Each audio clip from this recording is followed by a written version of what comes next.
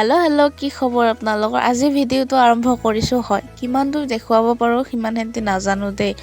একদম মোৰ অৱস্থা বেয়া শেষলৈকে ভিডিঅ'টো চালে গমেই পাব। বাৰু বাছত ৰখি পূৰা 20 মিনিটমান পাছত এখন বাছ পালোঁ। বহিব ঠাই পোৱা নাছিলোঁ, তাৰপিছত পালোঁ আৰু এতিয়া আহি পালোঁ হস্পিটেল।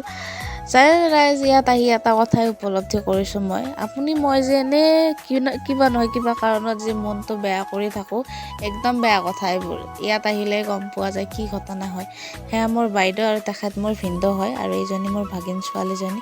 আজি বাইদেউৰ অপাৰেশ্যন কৰিব, সৰু সুৰা অপাৰেশ্যন বাৰু, বহুত ডাঙৰো নহয় কিন্তু বহুত সৰুও নহয় দেই ৰাইজ। ভাগিনজনী আহিছে, তাইক বাৰু কিবা নোখোৱাকৈ থাকিব পাৰোঁনে?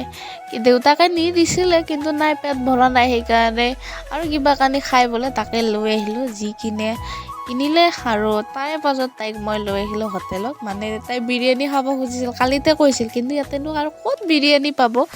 তাৰে পাছত তাইক সোধোতে তাই কৈছে ম'ম' খাম দিয়া। তাৰপাছত ইয়াত সোধোঁ যে ম'ম' নাই। তাৰপিছত এইটো কিবা চিকেন পকৰা কিমা বুলি কৈছিলে, সেয়া খাম বুলি ক'লে। তাইক সেয়া খোৱালোঁ আৰু তাৰে পাছত আমি এটা আইচক্ৰীম লৈ হস্পিটেলত জানেনে ৰাইজ, যেতিয়া বাইদেউক ৰুমত নিয়া হৈছিলে সেইখিনি সময়ত যে মই কোনটো ভগৱানক মাতা নাই ৰাইজ। আৰু বহুত সময় বাইদেউক উলিয়াই দিয়া নাছিল। ভিনদেউ আৰু মোৰ কেনেকুৱা ভয় লাগি আছিলে সেইখিনি সময়ত, আৰু এইখিনি সময়ত এনেকৈ ওলাই দিছে। উফ ৰাম, সেইখিনি সময়ত মই কান্দোৱে নে তাইকে চাম এনে হৈ গৈছিল মোৰ। বাৰু আজিলৈ ইমানেই।